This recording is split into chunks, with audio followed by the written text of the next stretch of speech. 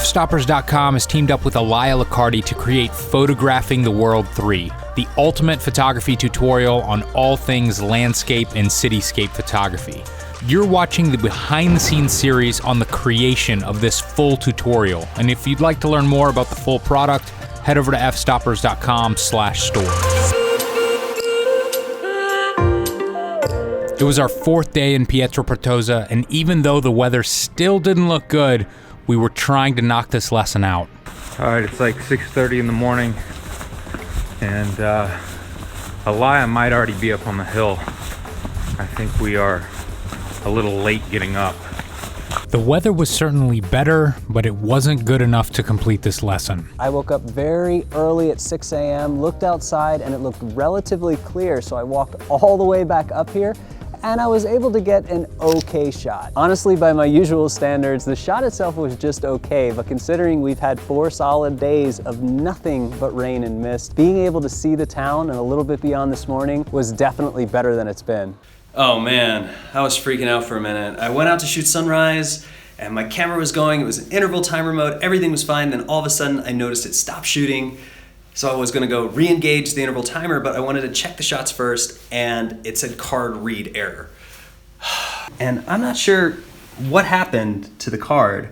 Maybe it was too cold, who knows, but everything's there. So all the files that I shot are actually there, and everything's okay. In your camera, if you have 2 cards, you can set it to mirror, just in case you have a problem with one card. I usually don't do that, but I think from now on, especially in this town here, I'm gonna be using the mirror mode on my memory cards. So the weather in this location has not been good. We're like totally rained in today. At least we're not snowed in, but if you go out here, like look at this. I'll open this window.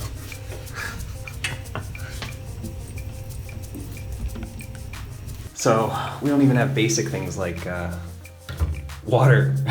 Like no water at all. My big question, I guess, is what are Lee and Patrick doing? Now, I wouldn't exactly call Lee and Patrick pampered, but they're definitely used to having regular showers and or baths like Mr. Lee Morris. So I'm wondering how they're handling this lack of water situation themselves. Questi no? Duo? Grandi? Yes, sì. Grandi? There you go. Here you go. Ok. That's okay.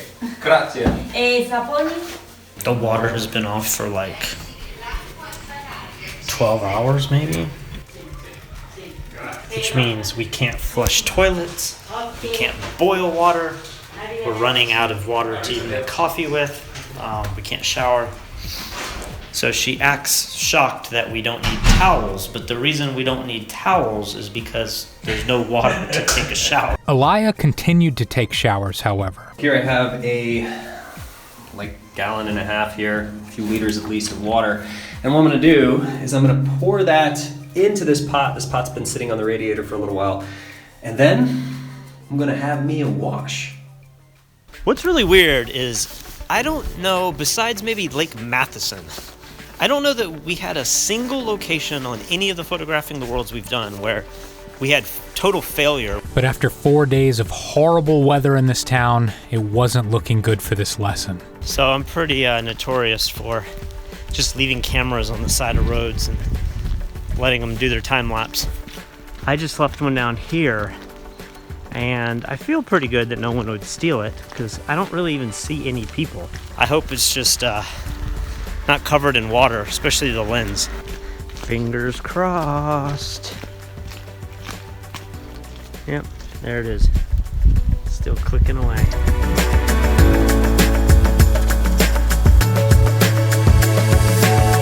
This view is pretty awesome. And making time lapses when you have this to work with. Look at this.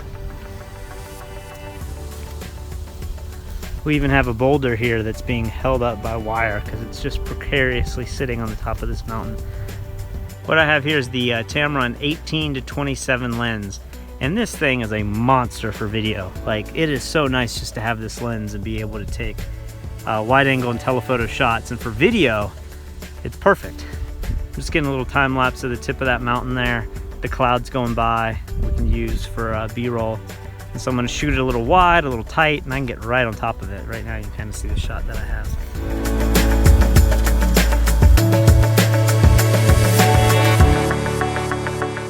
So we've been stuck in this apartment for a lot of days, and I thought it would be useful to edit some of the time lapses that we've done. Here's the best time lapse that we have from this entire location, and it was the very first night. Unfortunately, it was raining really bad, and I'll play this back. As you can see, I show up in the frame as I was trying to shield the lens from rain. I actually got in this time lapse quite a bit. So what I'm going to do is waste a lot of time and clean up these frames so that I can get as much of this time lapse without my body coming into it. Premiere now has these masking options. So if you go to opacity and then you hit this little free draw tool, you can create a mask, which is what I did right here. And I've just drawn a mask, I've feathered it a little bit.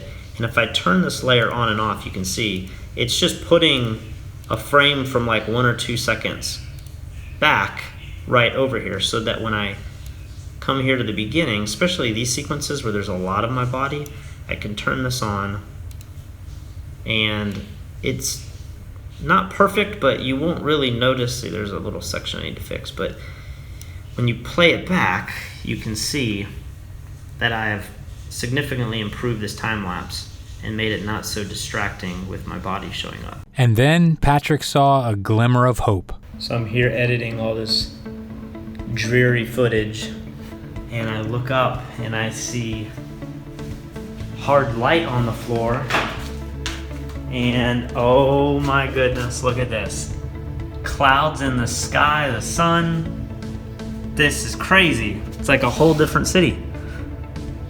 Is there a chance we are actually going to get an image for this lesson? It's like the one possible last chance we have. Sunset on the last day, and right now it's 11 o'clock and it's looking super promising. So hopefully this holds out and we actually get this lesson to work. So we've had 4 horrible days of weather, and now the rest of the week's supposed to be like beautiful, warm, partly cloudy. I'm sure there's gonna be epic sunrises and sunsets. Unfortunately, we'll be gone, but hopefully we'll be able to get 1 or 2 shots out of here. The original plan was like 3 or 4, but I'll take 1 at this point. And it's a cute little town, people are nice, so it's not the end of the world. While the weather was nice, we decided to step outside and film the intro to this lesson with our iPhone. These gimbals, when we film with the iPhone, they stabilize, going back and forth like this, and they can actually go up and down like this as well. But the Z-axis, which is like physically up and down, it can't stabilize that. And if you're walking with your arm out, your hand's gonna vibrate. So what we've done is we've added a light stand to the bottom here to give it some weight. And now as I move around, it dampens the vibration just because it's heavier now. We haven't actually tested this yet though, so let's see if it actually works. We'll do a test in a minute, but I think right now we're just gonna interview Elia here. Welcome to Pietra Pertosa, everybody. This is a beautiful little castle town nestled in the Basilicata region of Italy. Another very cool thing about this place is the mountains themselves. They call them the Little Dolomites, and they're extremely dramatic with spiky spires that attach to the town, making this a beautiful place for photography. So that was working. I thought I got a really good shot, but Patrick said with the audio he can hear my snowboard pants swooshing, and so now we have swapped positions. Rolling. There is nothing about this landscape that isn't dramatic. The jagginess of the spires, the beauty of the old castle, almost medieval looking town. We just finished filming with this for the first time. It seemed like it was more steady, but we're going to do a test now and see if it is. So I'm gonna get Patrick to run in place while holding this. We figured out that the optical stabilization in the new camera actually caused more of a problem than the stabilization itself. The slight jitter that you see is not the camera refocusing, it's actually the optical stabilization getting tricked into moving around. Because of this, we've learned that the new iPhone with optical stabilization is not the best choice with a gimbal. So this is our final night here, and this is the best weather we've had. Are you feeling good? Is this gonna work tonight? Yeah, I really like the way it looks actually. There's a little bit of blue in the sky. Yeah. It looks like the sun. I don't know if it's gonna peek out of the clouds, but a bit of a little light on the mountains. Yeah.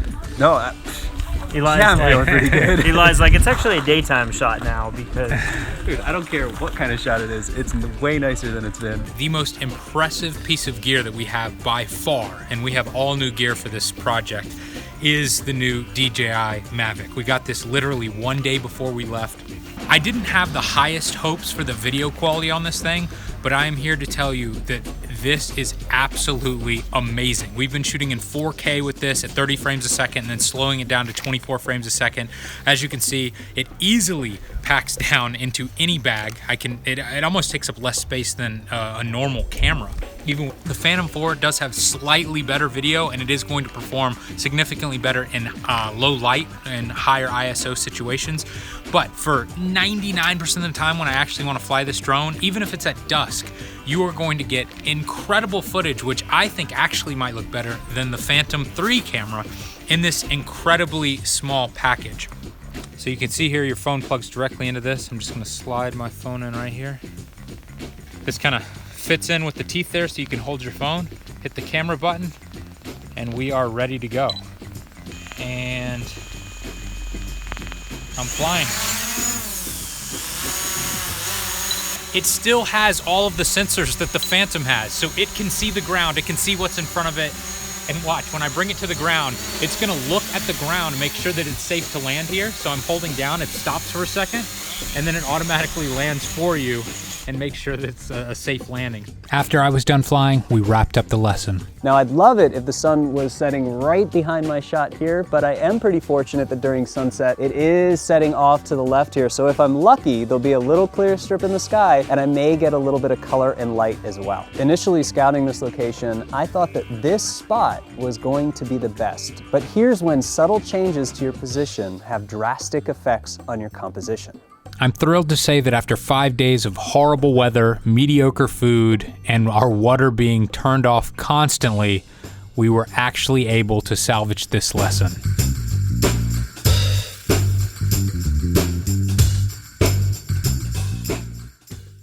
It was clear enough, it was a little overcast, it could get better later, but I know that those shots are good enough to complete this lesson, and we've been in this town 5 days to try to get one shot, so thank goodness it's all okay. I think we can call this one a win. The last tutorial that we did with Peter Hurley, illuminating the face, we filmed that entire tutorial in 5 days. And we worked for 5 days to film this one lesson with Elia. That's how much effort and time and money we put into this thing. I'm currently transferring over the footage from these 5 days onto another hard drive, so I have a triple backed up, we have a double backed up here, and then another backup here. And I just noticed how big it is. It is 134 gigabytes for one lesson. And when we're done with the lesson, you know, maybe it'll be a 20 or 30 minute lesson.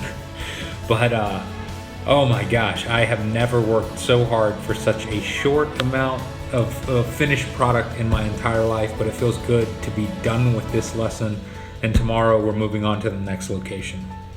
Stay tuned for next week's episode when we are finally able to move on to the next lesson.